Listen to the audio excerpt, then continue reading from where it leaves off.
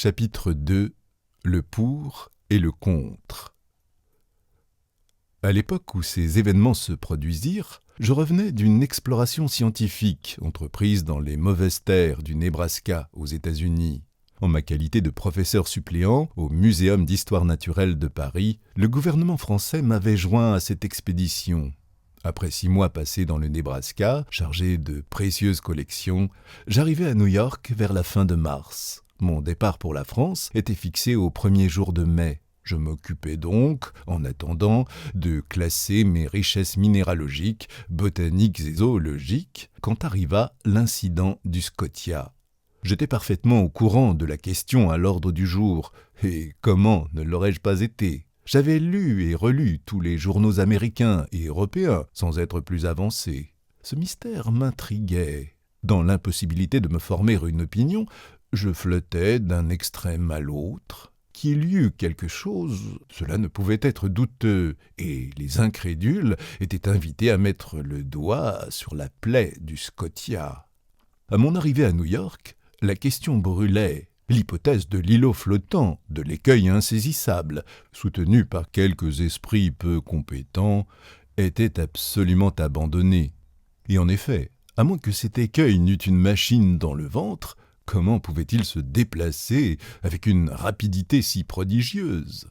De même fut repoussée l'existence d'une coque flottante, d'une énorme épave, et toujours à cause de la rapidité du déplacement. Restaient donc 2 solutions possibles de la question, qui créaient 2 camps très distincts de partisans.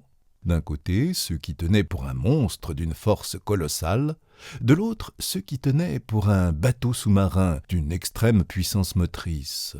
Or, cette dernière hypothèse, admissible après tout, ne put résister aux enquêtes qui furent poursuivies dans les 2 mondes.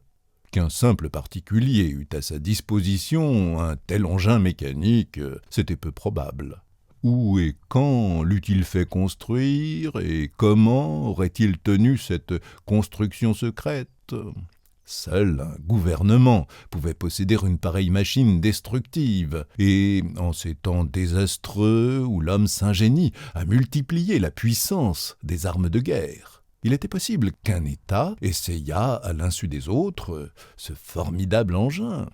Après les chasse-peaux, les torpilles, après les torpilles, les béliers sous-marins, puis la réaction, du moins je l'espère. Mais l'hypothèse d'une machine de guerre tomba encore devant la déclaration des gouvernements, comme il s'agissait là d'un intérêt public, puisque les communications transocéaniennes en souffraient, la franchise des gouvernements ne pouvait être mise en doute. D'ailleurs, comment admettre que la construction de ce bateau sous-marin eût échappé aux yeux du public ? Garder le secret dans ces circonstances est très difficile pour un particulier, et certainement impossible pour un État dont les actes sont obstinément surveillés par les puissances rivales. Donc, après enquêtes faites en Angleterre, en France, en Russie, en Prusse, en Espagne, en Italie, en Amérique, voire même en Turquie, l'hypothèse d'un monitor sous-marin fut définitivement rejetée.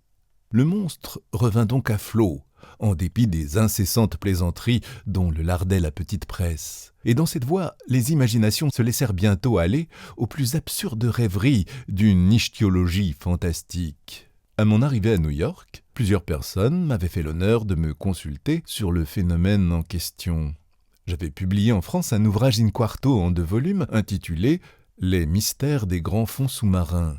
Ce livre, particulièrement goûté du monde savant, faisait de moi un spécialiste dans cette partie assez obscure de l'histoire naturelle. Mon avis me fut demandé. Tant que je pus nier la réalité du fait, je me renfermais dans une absolue négation. Mais bientôt, collé au mur, je dus m'expliquer catégoriquement. Et même l'honorable Pierre Aronnax, professeur au Muséum de Paris, fut mis en demeure par le New York Herald de formuler une opinion quelconque. Je m'exécutais, je parlais, faute de pouvoir me taire. Je discutais la question sous toutes ses faces, politiquement et scientifiquement, et je donne ici un extrait d'un article très nourri que je publiais dans le numéro du 30 avril. Ainsi donc, disais-je, après avoir examiné une à une les diverses hypothèses, toute autre supposition étant rejetée, il faut nécessairement admettre l'existence d'un animal marin d'une puissance excessive. Les grandes profondeurs de l'océan nous sont totalement inconnues. La sonde n'a su les atteindre. Que se passe-t-il dans ces abîmes reculés? Quels êtres habitent et peuvent habiter à 12 ou 15 miles au-dessous de la surface des eaux? Quel est l'organisme de ces animaux? On saurait à peine le conjecturer. Cependant, la solution du problème qui m'est soumis peut affecter la forme du dilemme. Ou nous connaissons toutes les variétés d'êtres qui peuplent notre planète, ou nous ne les connaissons pas. Si nous ne les connaissons pas toutes, si la nature a encore des secrets pour nous en ichthyologie, rien de plus acceptable que d'admettre l'existence de poissons ou de cétacés, d'espèces ou même de genres nouveaux, d'une organisation essentiellement fondrière qui habite les couches inaccessibles à la sonde, et qu'un événement quelconque, une fantaisie, un caprice si l'on veut, ramène à de longs intervalles vers le niveau supérieur de l'océan. Si, au contraire, nous connaissons toutes les espèces vivantes, il faut nécessairement chercher l'animal en question parmi les êtres marins déjà catalogués. Et dans ce cas, je serais disposé à admettre l'existence d'un narval géant. Le narval vulgaire, ou licorne de mer, atteint souvent une longueur de 60 pieds. Quintuplez, décuplez même cette dimension. Donnez à ce cétacé une force proportionnelle à sa taille, accroissez ses armes offensives, et vous obtenez l'animal voulu. Il aura les proportions déterminées par les officiers du Shannon, l'instrument exigé par la perforation du Scotia, et la puissance nécessaire pour entamer la coque d'un steamer. En effet, le narval est armé d'une sorte d'épée d'ivoire, d'une hallebarde, suivant l'expression de certains naturalistes. C'est une dent principale qui a la dureté de l'acier. On a trouvé quelques-unes de ces dents implantées dans le corps des baleines, que le narval attaque toujours avec succès. D'autres ont été arrachées, non sans peine, de carènes de vaisseaux qu'elles avaient percées d'outre en outre comme un foret perce un tonneau. Le musée de la faculté de médecine de Paris possède une de ces défenses longue de 2,25 m et large de 48 cm à sa base. Eh bien, supposez l'arme 10 fois plus forte et l'animal 10 fois plus puissant.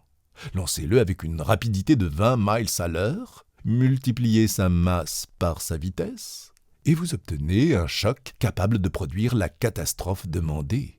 Donc, jusqu'à plus amples informations, j'opinerais pour une licorne de mer, de dimension colossale, armée non plus d'une hallebarde, mais d'un véritable éperon, comme les frégates cuirassées ou les rames de guerre, dont elle aurait à la fois la masse et la puissance motrice. Ainsi s'expliquerait ce phénomène inexplicable, à moins qu'il n'y ait rien, en dépit de ce qu'on a entrevu, vu, senti et ressenti, ce qui est encore possible. Ces derniers mots étaient une lâcheté de ma part, mais je voulais jusqu'à un certain point couvrir ma dignité de professeur et ne pas trop prêter à rire aux Américains, qui rient bien quand ils rient. Je me réservais une échappatoire. Au fond, j'admettais l'existence du monstre. Mon article fut chaudement discuté, ce qui lui valut un grand retentissement. Il rallia un certain nombre de partisans. La solution qu'il proposait, d'ailleurs, laissait libre carrière à l'imagination. L'esprit humain se plaît à ces conceptions grandioses d'êtres surnaturels. Or, la mer est précisément leur meilleur véhicule, le seul milieu où ces géants, près desquels les animaux terrestres, éléphants ou rhinocéros ne sont que des nains, puissent se produire et se développer. Les masses liquides transportent les plus grandes espèces connues de mammifères. Peut-être recèlent-elles des mollusques d'une incomparable taille, des crustacés effrayants à contempler, tels que seraient des homards de 100 mètres ou des crabes pesant 200 tonnes. Pourquoi non ? Autrefois, les animaux terrestres, contemporains des époques géologiques, les quadrupèdes, les quadrumanes, les reptiles, les oiseaux, étaient construits sur des gabarits gigantesques. le Créateur les avait jetés dans un moule colossal que le temps a réduit peu à peu. Pourquoi la mer, dans ses profondeurs ignorées, n'aurait-elle pas gardé ces vastes échantillons de la vie d'un autre âge, elle qui ne se modifie jamais, alors que le noyau terrestre change presque incessamment? Pourquoi ne cacherait-elle pas dans son sein les dernières variétés de ces espèces titanesques, dont les années sont des siècles et les siècles des millénaires?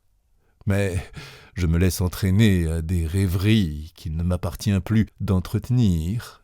Trêve à ces chimères que le temps a changées pour moi en réalité terrible. Je le répète. L'opinion se fit alors sur la nature du phénomène, et le public admit, sans conteste, l'existence d'un être prodigieux qui n'avait rien de commun avec les fabuleux serpents de mer. Mais si les uns ne virent là qu'un problème purement scientifique à résoudre, les autres, plus positifs, surtout en Amérique et en Angleterre, furent d'avis de purger l'océan de ce redoutable monstre afin de rassurer les communications transocéaniennes. Les journaux industriels et commerciaux traitèrent la question principalement à ce point de vue.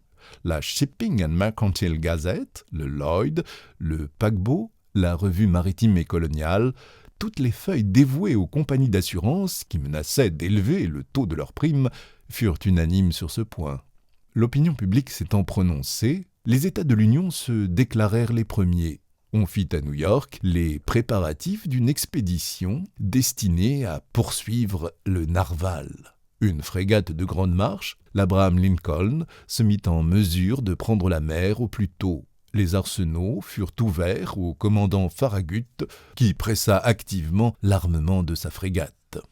Précisément, et ainsi que cela arrive toujours, du moment que l'on se fut décidé à poursuivre le monstre ne reparut plus. Pendant 2 mois, personne n'en entendit parler. Aucun navire ne le rencontra. Il semblait que cette licorne eût connaissance des complots qui se tramaient contre elle. On en avait tant causé, et même par le câble transatlantique. Aussi les plaisants prétendaient-ils que cette fine mouche avait arrêté au passage quelques télégrammes dont elle faisait maintenant son profit. Donc, la frégate armée pour une campagne lointaine et pourvue de formidables engins de pêche, on ne savait plus où la diriger. Et l'impatience allait croissant quand, le 2 juillet, on apprit qu'un steamer de la ligne de San Francisco de Californie à Shanghai avait revu l'animal 3 semaines auparavant dans les mers septentrionales du Pacifique. L'émotion causée par cette nouvelle fut extrême. On n'accorda pas 24 heures de répit au commandant Farragut. Ses vivres étaient embarqués. Ses soutes regorgeaient de charbon. Pas un homme ne manquait à son rôle d'équipage. Il n'avait qu'à allumer ses fourneaux, à chauffer, à démarrer. On ne lui eût pas pardonné une demi-journée de retard. D'ailleurs, le commandant Farragut ne demandait qu'à partir. 3 heures avant que l'Abraham Lincoln ne quittât la pier de Brooklyn, je reçus une lettre libellée en ces termes. Monsieur Aronnax, professeur au Muséum de Paris, Fifth Avenue Hotel, New York.